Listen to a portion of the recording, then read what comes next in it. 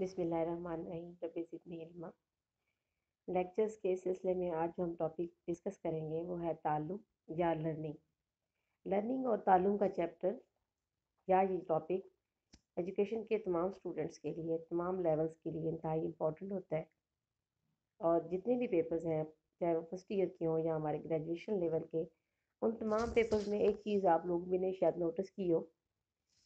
کہ اس میں لرننگ کا کوسچن کسی نہ کسی حوالے سے ضرور شامل کیا جاتا ہے۔ لرننگ کا بیسک جو تعلق ہے وہ سیکھنے اور سکھانے کے عمل سے اور تبدیلی کے عمل کے ساتھ ہے،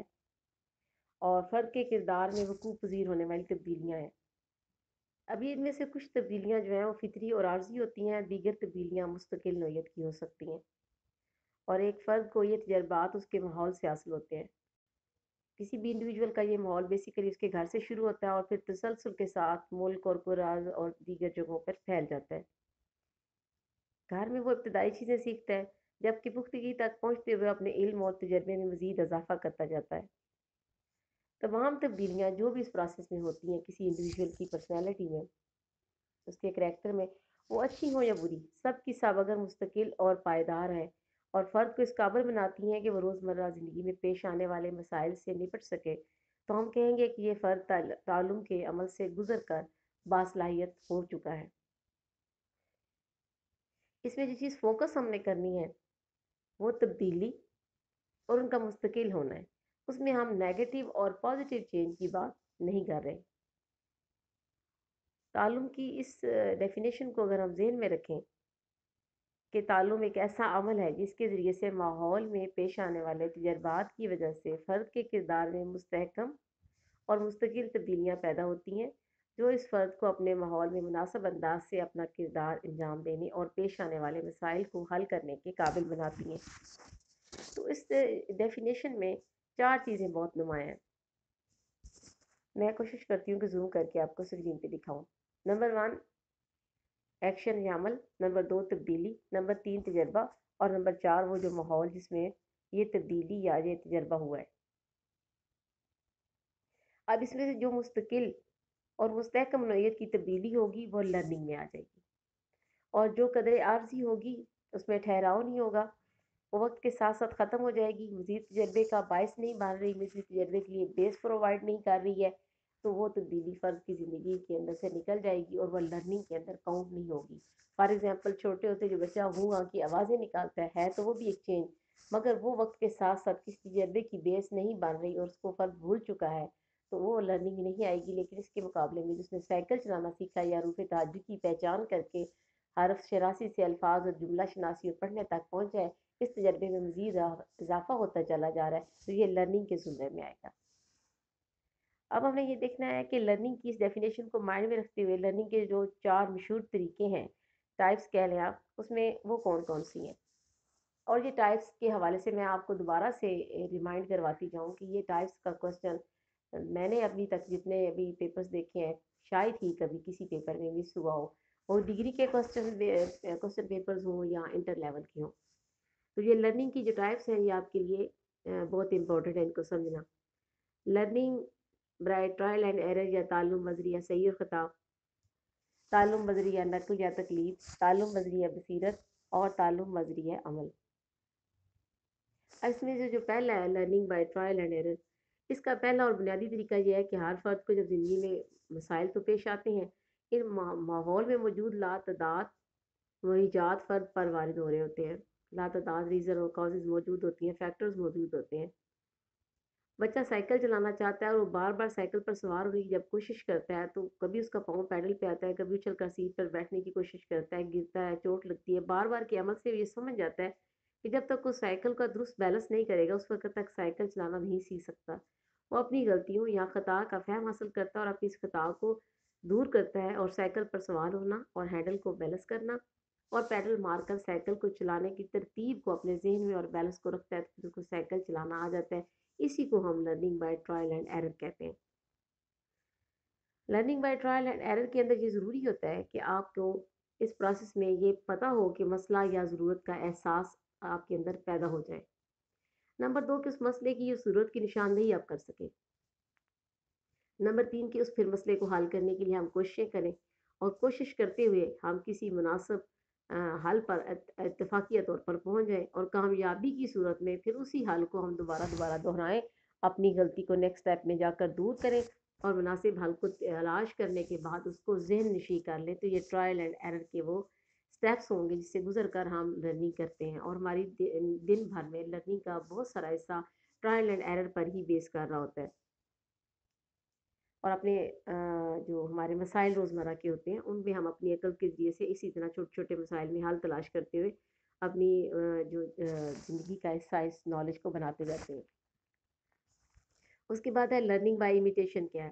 یہ؟ نقالی کا طریقہ ہے۔ اس سے مراد وہ نقل نہیں جس کو ہم نیگیٹو سینس میں لیتے ہیں۔ اس میں یہ ہے کہ کسی کو کام کرتے ہو آپ دیکھتے ہیں اور پھر آپ اسی کو ہی اسی طرح دہرانے کی کوشش کرتے ہیں اور اپنے کردار کا حصہ بنا لیتے ہیں۔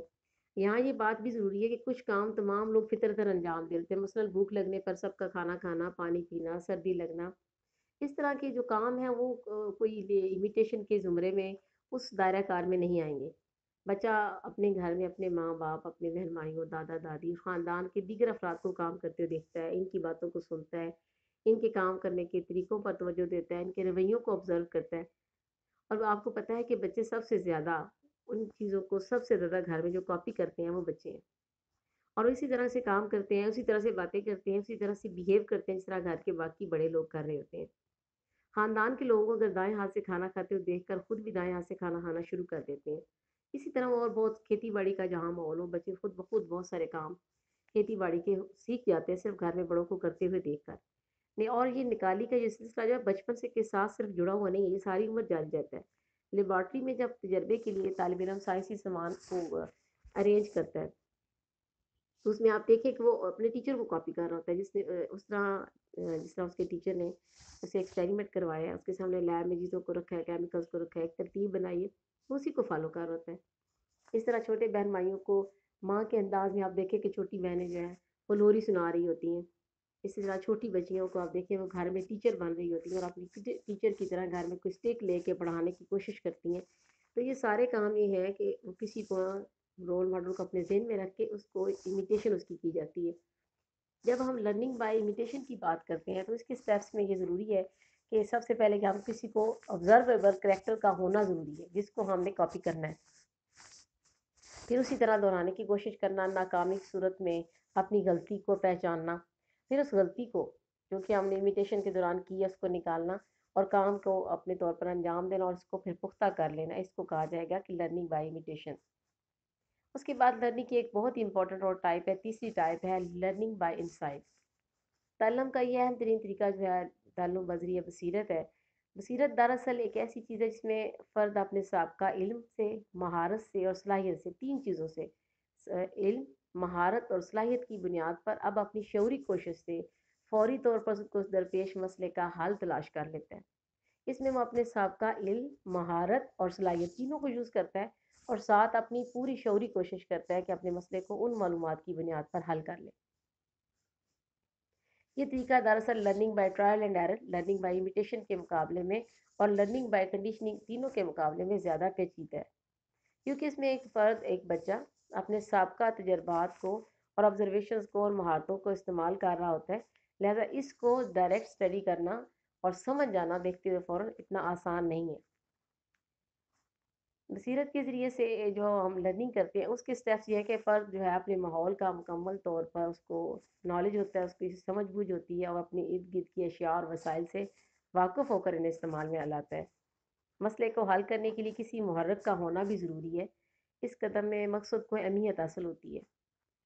اور جب اس کو مسئلہ حل ہو جائے تو اس کو پتہ ہو کہ میرا آبجیکٹیو جو ہے وہ میں نے اچیو کر لیا، پھر اس کے پاس کچھ سابقہ تجربے بھی ہوں، علم ہو، مہارتیں ہوں، طریقے ہوں، جس کا میں نے ابھی ذکر کیا ہے۔ نمبر 4 یہ ہوتا ہے کہ اس کو پھر شعوری کوشش بھی کرے اس کو حل کرنے کے لیے۔ اس کی ایک بہت ہی اچھی اور عمدہ مثال ہے جس سے آپ کو یہ بہت آسانی کے ساتھ سمجھ آ جائے گا کہ جب حرم پاک کے اندر کعبہ کی تعمیر کے دوران ہجر اسود کی نصب کرنے کا موقع آیا، اور جو مشہور و معروف واقعہ آپ نے اسلامی لازمی میں پڑھا بھی ہوگا، تو تمام قبائل کے سردار کے درمیان یہ جنگ چھڑ گئی کہ اب کوئی سا سردار جو ہے وہ ان میں سے افضل ہے اور اس ہجر اسود کو نصب کرے گا اور اس کو فوقیت ملے گی۔ اسی جھگڑے کے دوران رسول اللہ صلی اللہ علیہ وآلہ وسلم حرم پاک میں داخل ہوتے ہیں اور آپ اشرف الانبیاء اور اشرف الانسان تو ہے، لیکن آپ نے اپنی بصیرت کا یہ واقعہ سمجھنے کے لیے میں آپ کو بتا رہی ہوں کہ انہوں نے بصیرت کا یہاں پر کیسے استعمال فرمایا۔ آپ نے کہا اپنی چادر مبارک بچھائی اور کہا کہ تمام سردار چاروں کونوں کو پکڑ لیں، پھر آپ نے اس کے اوپر حجر اسود کو رکھا، جہاں پہ نصب کرنا تھا قریب لے جا کر خود اٹھایا اور نصب فرما دی۔ اس طرح ان تمام لوگوں کو کوئی شکایت نہ رہی کہ ہم نے نصب کرنے کے عمل میں شامل نہیں ہو سکے اور گویا ہم لوگ کمتر ہیں اور دوسرا قبیلہ ہم سے افضل ہے۔ اور رسول اللہ صلی اللہ علیہ وسلم نے اپنی بصیرت سے اس مسئلے کا فوری حل تلاش کر دیا، کیونکہ آپ کو اس علاقے کی نفسیات، ماحول اور مسئلے کا ادراک تھا۔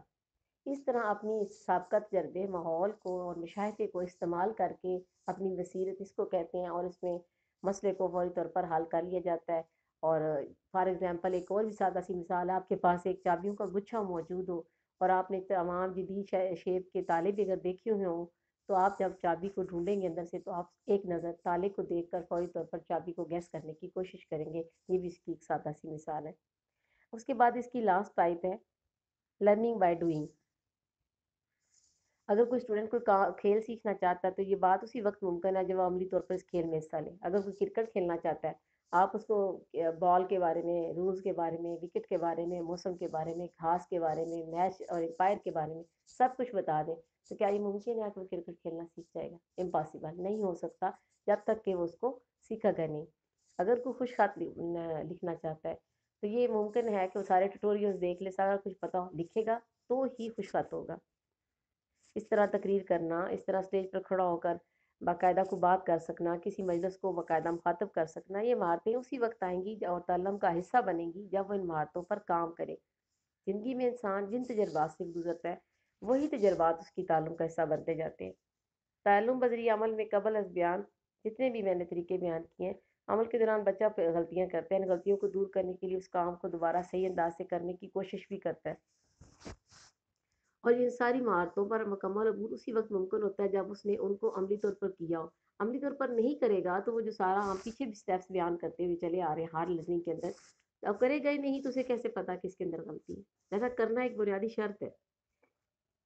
اس میں فرض یہ طے کر لیتا ہے کہ وہ کیا حاصل کرنا چاہتا ہے، اس کو کون سی مشکل درپیش ہے، وہ کیا علم حاصل کرنا چاہتا ہے، اس کے لیے سے کون سے عملی طور پر اقدامات اٹھانے ہیں، ان میں سے بہتر و موزوں قدم کون سا ہے۔